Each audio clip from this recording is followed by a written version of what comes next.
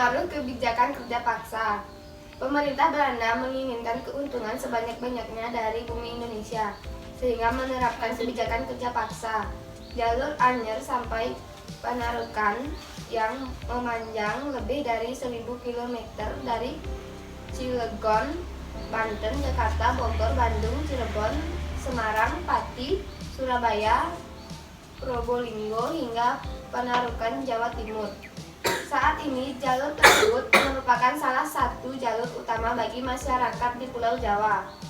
Anyer Panarukan dibangun 200 tahun yang lalu oleh pemerintah Hindia Belanda. Jalan raya pos Anyer Panarukan sangat penting bagi pemerintah kolonial Belanda. Jalan Anyer sampai Panarukan tersebut menjadi sarana transportasi pemerintahan dan mengangkut berbagai hasil bumi, dan hingga sekarang memanfaat jalan tersebut masih dapat dirasakan. Pembangunan jalan tersebut merupakan kebijakan Gubernur Jenderal Hindia Belanda bernama Herman Willem Daendels yang berkuasa sejak tahun 1808 sampai 1811. Dalam upaya mempertahankan Pulau Jawa, Daendels melakukan hal-hal berikut. Yang pertama, membangun ketentaraan. Yang kedua, membuat jalan pos dari Anyer sampai Panarukan. Yang ketiga, membangun pelabuhan di Anyer dan ujung kulon untuk kepentingan perang. Yang keempat, memberlakukan kerja rodi atau kerja paksa untuk membangun pangkalan tentara. Selain penerapan kerja rodi, Daendels melakukan berbagai usaha untuk mengumpulkan dana dalam menghadapi Inggris, mengadakan penyerahan hasil bumi atau kontingenten Stelsel, memaksa rakyat-rakyat menjual hasil buminya kepada pemerintah Belanda dengan harga murah atau verpiste leveranti, melakukan Preanger Stelsel, menjual tanah-tanah negara kepada pihak swasta asing seperti kepada Han Tiko, seorang penguasa Cina. Berikut kebijakan-kebijakan yang diberlakukan Daendels terhadap kehidupan rakyat. Yang pertama, semua pegawai pemerintahan menerima gaji tetap dan merasa dilarang melakukan kegiatan perdagangan. Yang kedua, melarang penyewaan desa kecuali untuk memproduksi gula, garam, dan sarang burung. Yang ketiga, melaksanakan kontingenten, yaitu pajak dengan penyerahan hasil bumi.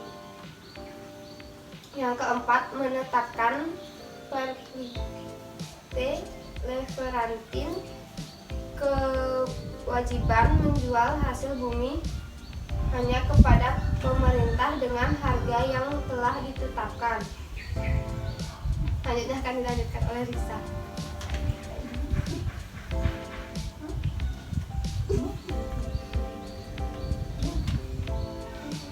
Yang kelima, menerapkan sistem kerja paksa atau rodi dan membangun ketentaraan dengan melatih orang-orang pribumi. Yang keenam, membangun jalan posi dari Anyer sampai Panarukan sebagai dasar pertimbangan pertahanan. Yang ketujuh, membangun pelabuhan-pelabuhan dan membuat perang berukuran kecil. Yang ke-8, lakukan penjualan tanah rakyat kepada pihak swasta asing. Yang ke-8, mewajibkan Preanger Stelsel, yaitu kewajiban rakyat Priangan untuk menanam kopi.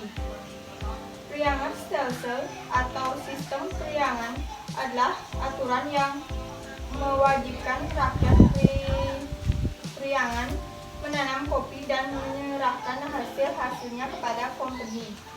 Triangle Stelsel ini dimulai pada tahun 1723 selama memerintah Daendels dikenal sebagai gubernur jenderal yang bertangan besi. Hal ini dapat dibutuhkan saat Daendels menjalankan kerja Rodi untuk membangun jalan raya Anyer Penarukan sepanjang 1000 km.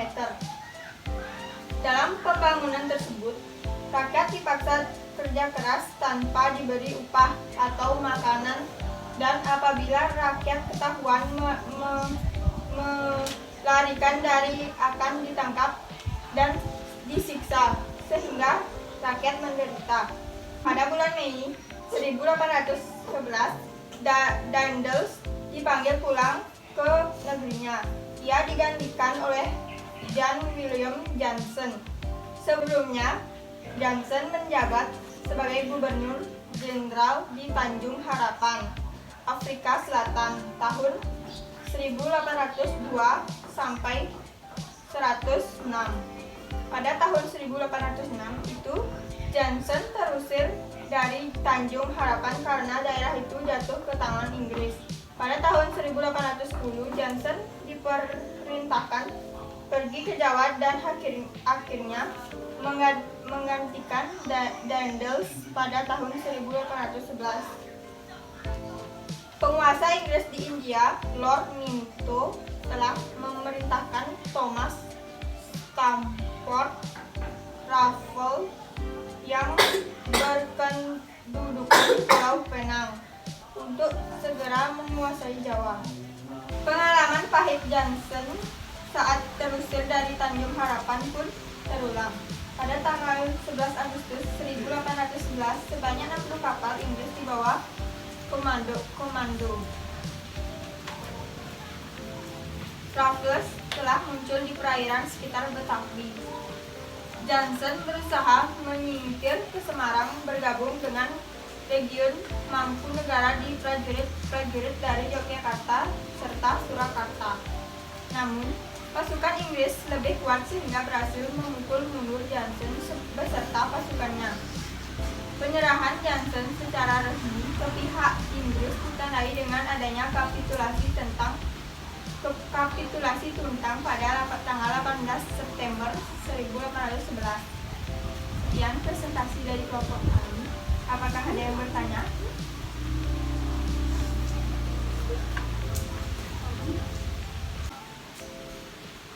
Apa itu autokrasi?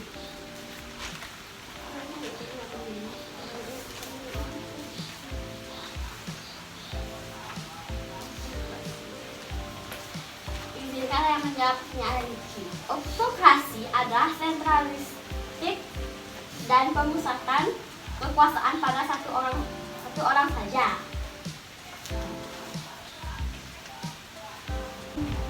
Apa yang dimaksud dengan politikus?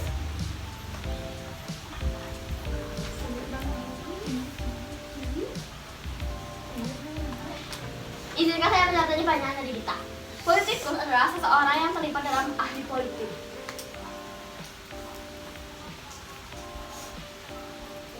Apakah ada yang bertanya lagi?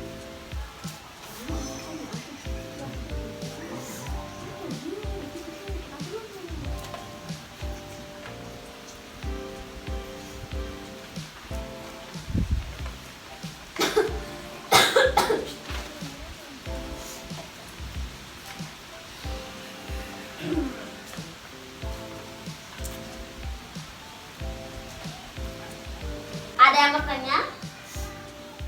Mengapa dibangunnya jalan raya Pos Anyer Penarukan?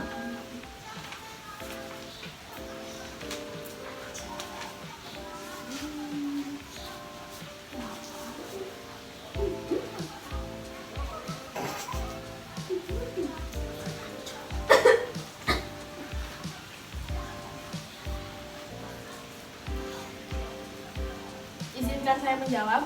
Dibangunnya jalan raya Pos Anyer Penarukan untuk memudahkan mobilisasi dan Izinkan saya menjawab. Dibangunnya Jalan Raya Pos Anyer Perarukan untuk memudahkan mobilisasi dan perekonomian. Tujuan lainnya dibangun jalan ini adalah untuk mengamankan Pulau Jawa dari serangan Inggris. Ada yang bertanya lagi? Saya. Apa yang dimaksud triangle stencil dan kapan dimulainya? Izinkan saya menjawab pertanyaan kita. Priangel stelsel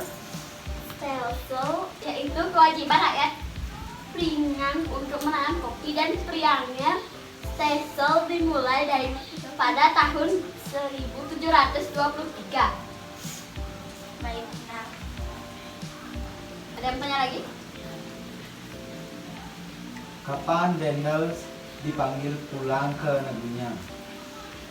Izinkan saya menjawab. Pada bulan Mei 1811. Kayak kapan Jenset menjabat sebagai Gubernur Jenderal di Tanjung Harapan atau Afrika Selatan? Izinkan saya menjawab.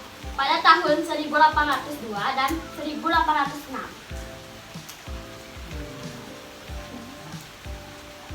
Baik, ada yang bertanya? Enggak. Baik. Sekian presentasi dari kelompok kami. Jika ada kesalahan kata atau perilaku yang tidak berkenan, mohon dimaafkan. Saya tutup dengan Santi Santi. Om Santi Santi Santi Om.